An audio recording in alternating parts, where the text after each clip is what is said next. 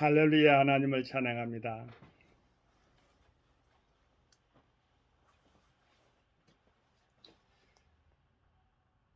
네, 감사합니다.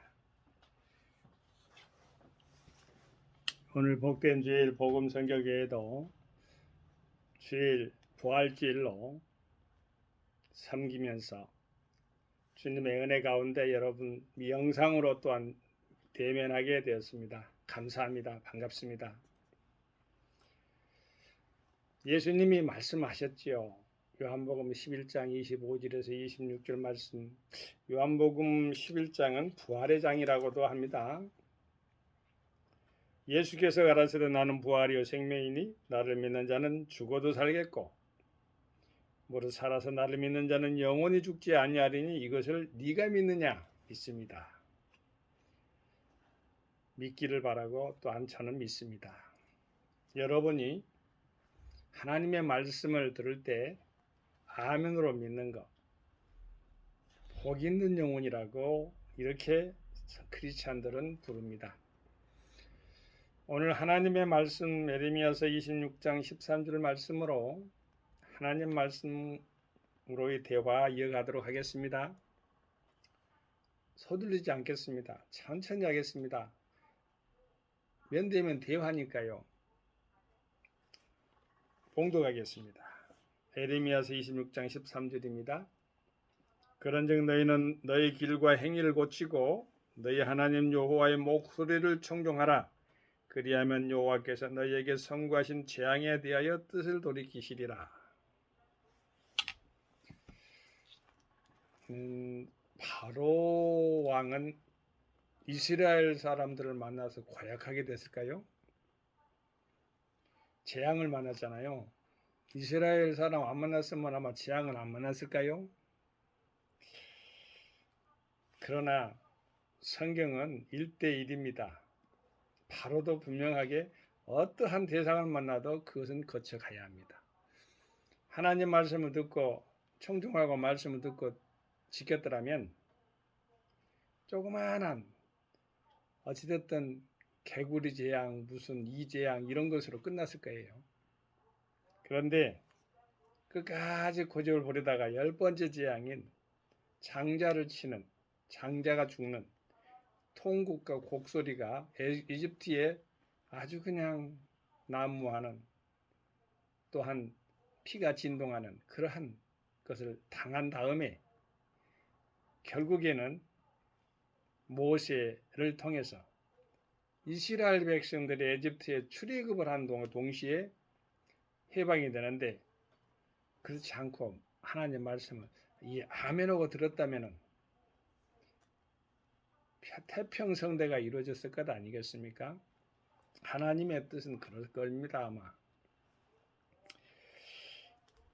우리는 우리의 길을 정해놓고 여기 보면은요, 그런즉 너희는 너희 길과 행위를 고치고 했는데 정해놓고 어떤 것을 갖다가 이렇게 일을 많이 일으키기도 하고 성사시키기도 하지만은 저지르기도 하잖아요.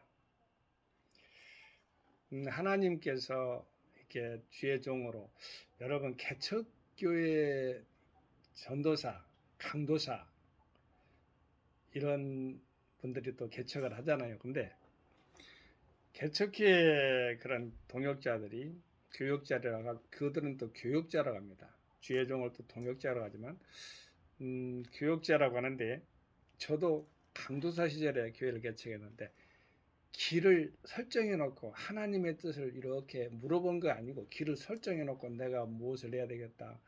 세상에 어떤 것을 이루어야 되겠다. 이렇게 하면서 말이죠. 무슨 센터 뭐 짓고 막 구상이 아주 그냥 원대하고 장엄합니다. 제가 좋은 표현이 아닙니다. 이거는 길을 보면은 그래요. 근데 그 길이요. 꿈과 비전이 없는 사람은 더 어리석은 거예요. 또 사실은. 그놈에다 있으니까 고치기라도 하잖아요. 그런데 바른 길을 길이요 진리요 생명 되신 바른 길을 예수님 안에 찾으면 얼마나 금상첨화겠어요. 행위 저번 주에 저희 교회에서 설교 말씀할 때에 이스라엘 백성들이 예수님 당시에도 하나님 말씀의 잣대를 가지고 예수님이 주인인데 예수님한테 들이대잖아요.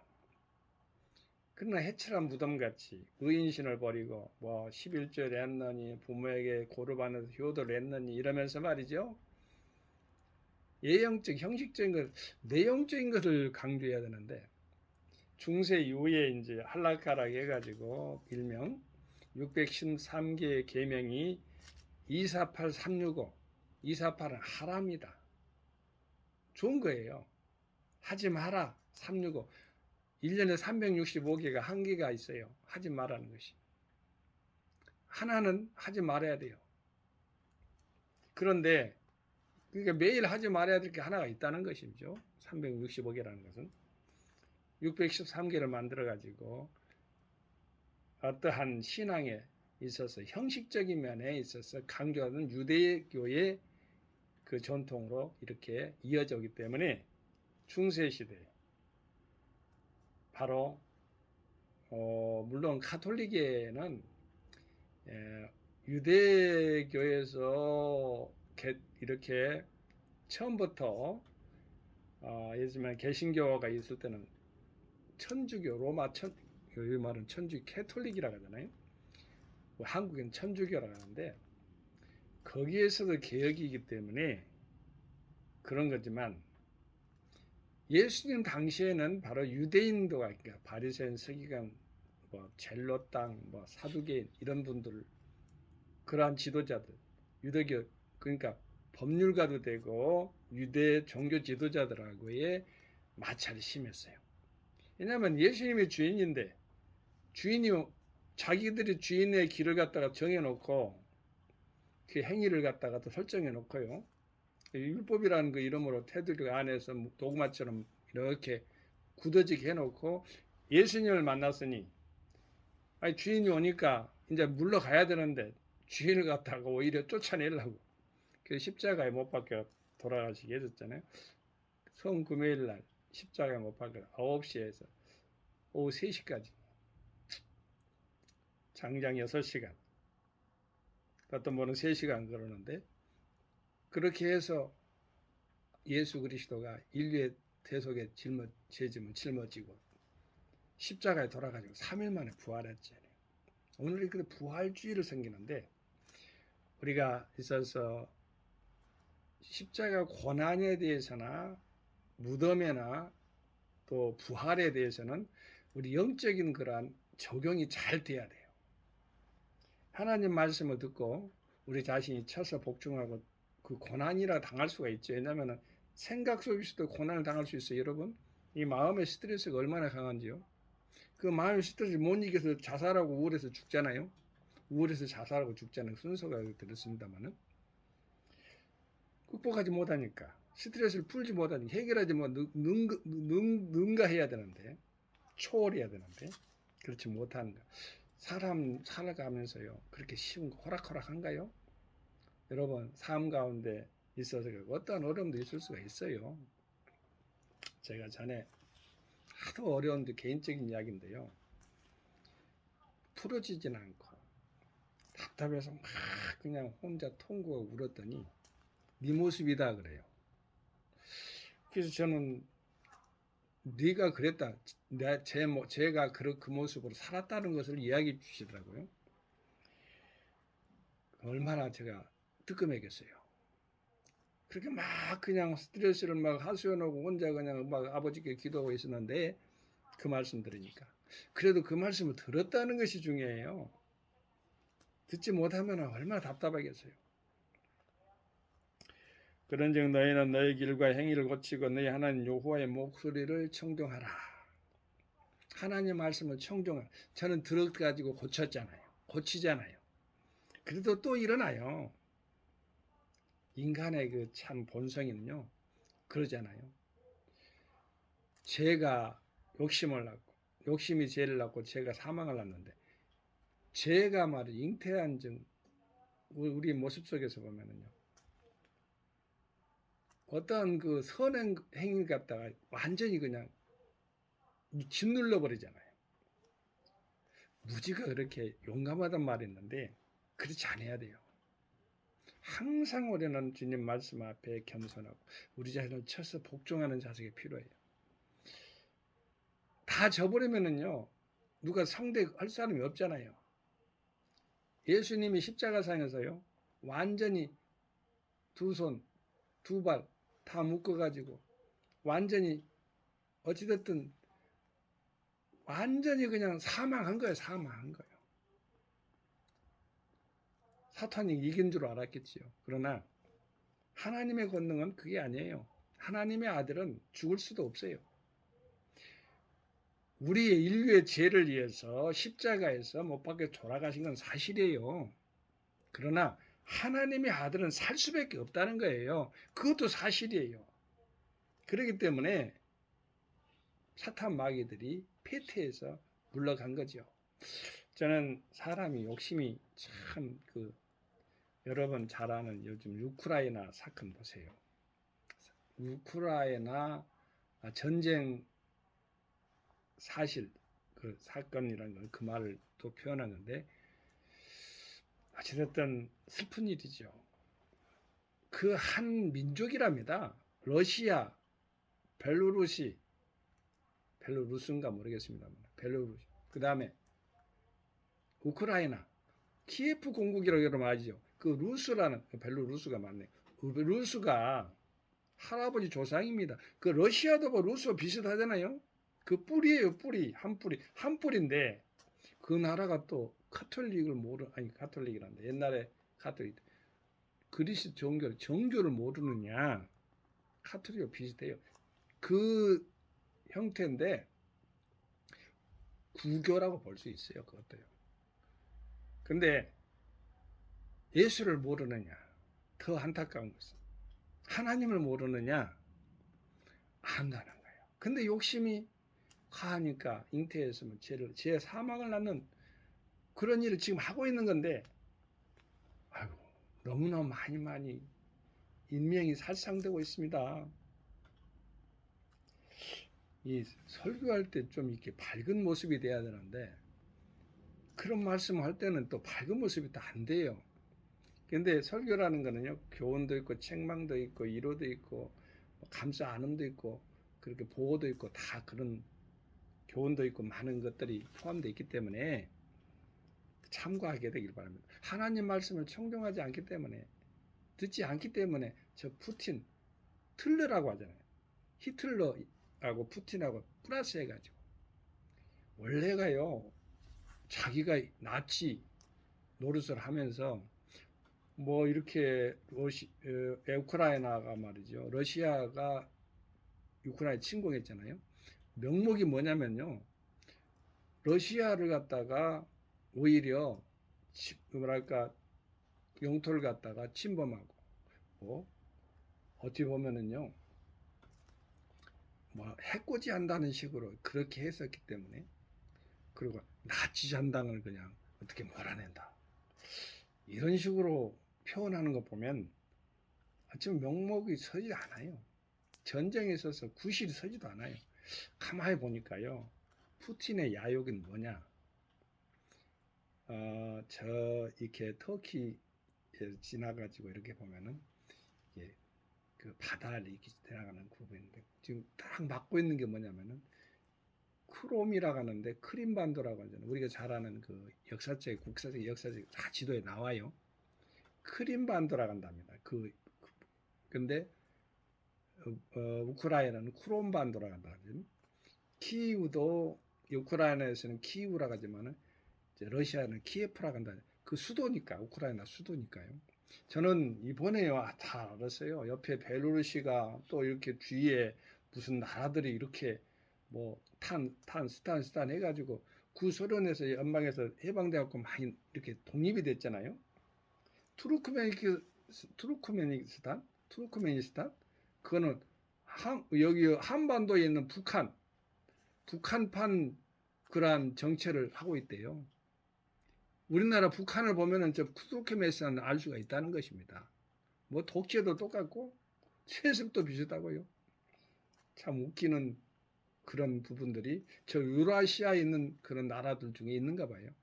유라시아라는 거는요, 아시아와 저 그 네덜란드 지나면 이제 이베리아 반도에 있는 포르투갈, 스페인 이렇게까지 가는 그 전체를 갖다가 아우르는 게 전부 다 유라시아라고 그래. 유럽과 아시아.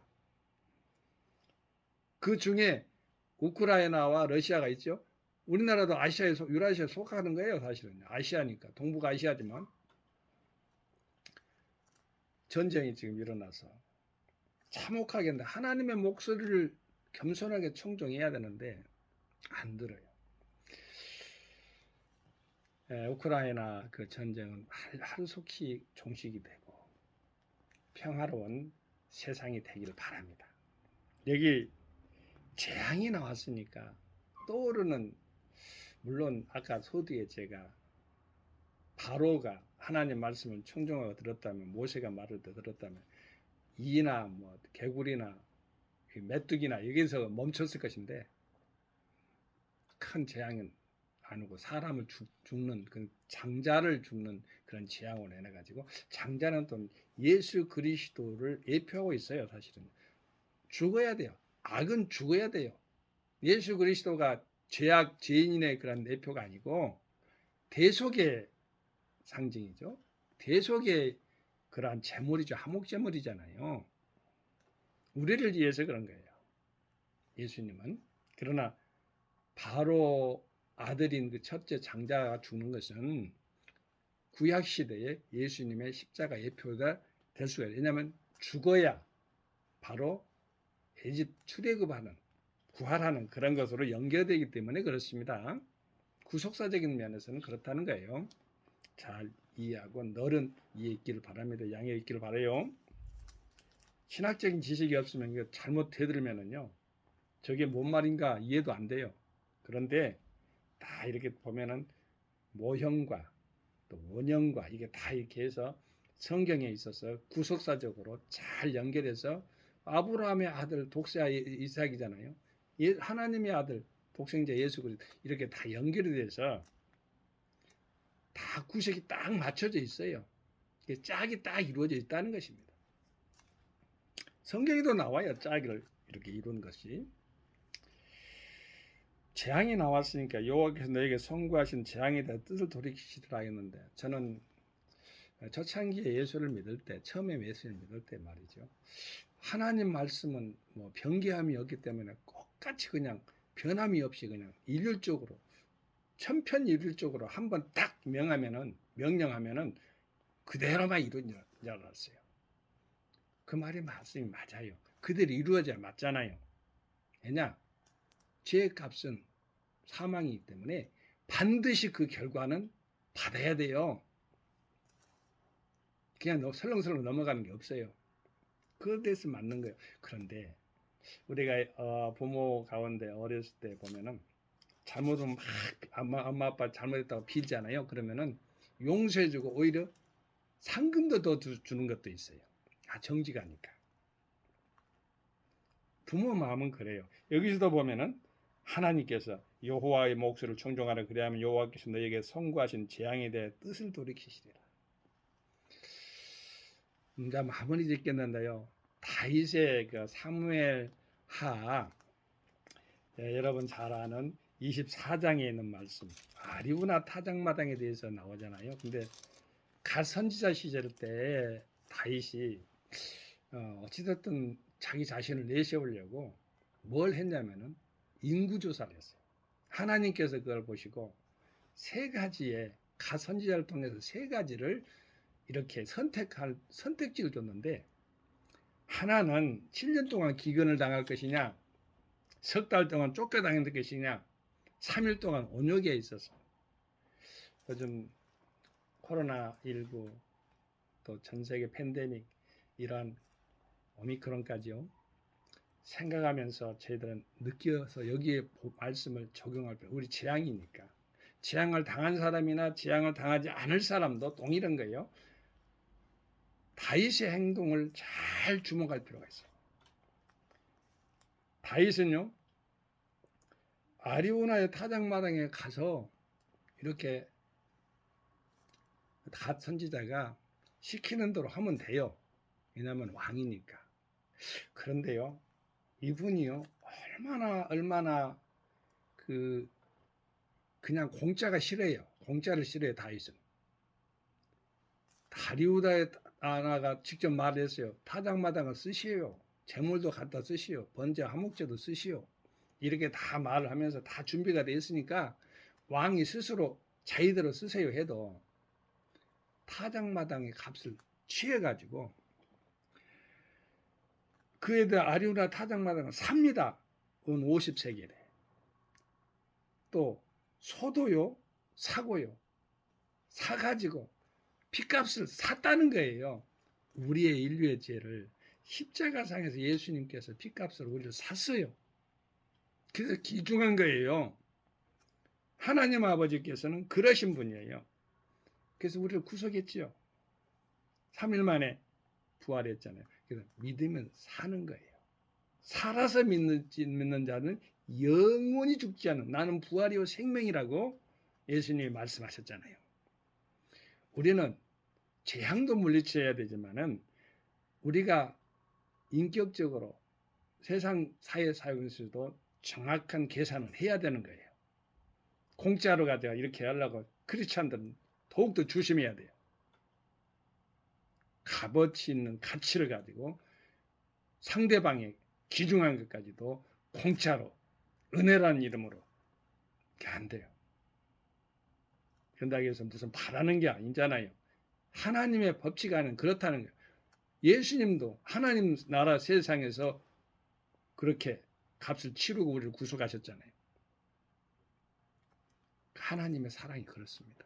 그러한 사랑으로 섬긴다면은 바로 인간에 있어서도 윤리사회, 경제, 도덕 이런 것들이 바로 질서가 바로 잡힐 거예요. 그렇게 되기를 소망합니다. 할렐루야. 오늘 하나님 말씀 읽고 마치겠습니다. 그런즉 너희는 너희 길과 행위를 고치고 너희 하나님 여호와의 목소리를 충종하라. 그리하면 여호와께서 너희에게 선고하신 재앙에 대하여 뜻을 돌이키시리라. 아멘. 이 말씀이 여러분과 종의 앞으로의 삶의 지표가 되기를 예수 이름으로 축원합니다. 아멘. 할렐루야.